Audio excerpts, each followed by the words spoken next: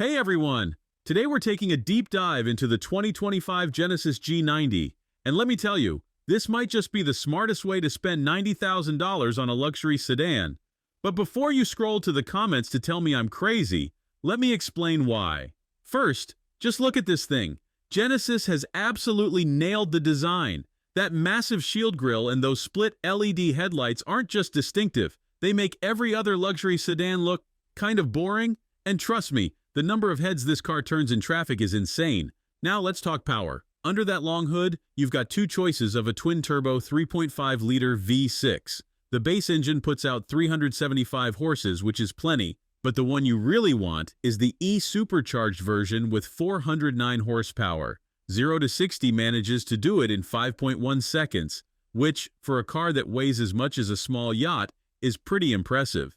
But the real magic happens when you step inside. Remember when luxury cars felt special?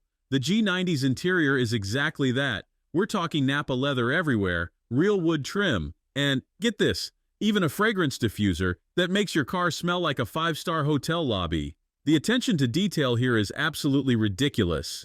But here's where things get really interesting. The G90 comes with features that would cost you an arm and a leg in a German car. Power doors that open and close themselves, standard. Massaging seats? Yep. A 23-speaker Bang & Olufsen sound system in the e-supercharged version. It's so good it'll make you feel like you're sitting in a concert hall. The ride quality? Imagine floating on a cloud, but with just enough feedback so you don't feel like you're completely disconnected from the road. The air suspension in the e-supercharged model is particularly impressive. It just eats up bad roads like they're nothing. Now, it's not all perfect. For some bizarre reason, Apple CarPlay and Android Auto still require a cord.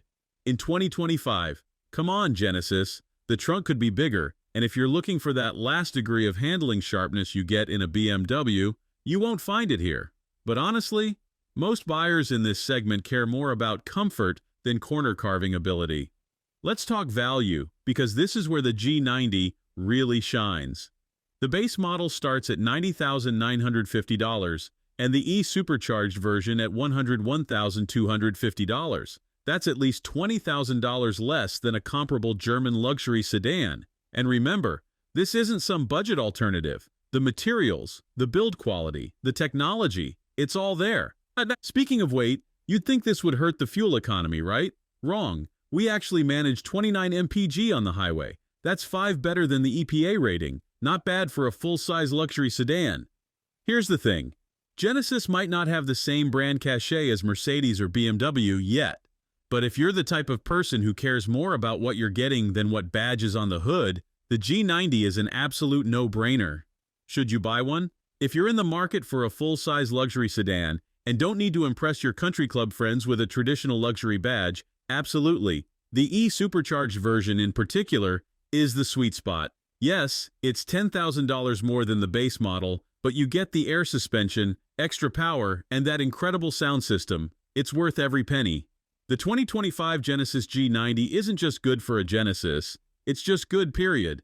It's a legitimate luxury flagship that proves you don't need 100 years of heritage to build an exceptional luxury car. You just need to build an exceptional car. But hey, that's just my take. Let me know what you think in the comments below.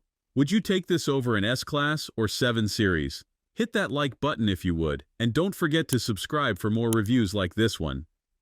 Thanks for watching. If you enjoyed this video, hit that like button and subscribe for more content just like this. Leave a comment below with your thoughts or questions. I read every single one, and don't forget to click the bell icon to get notified about my next upload. See you in the next video.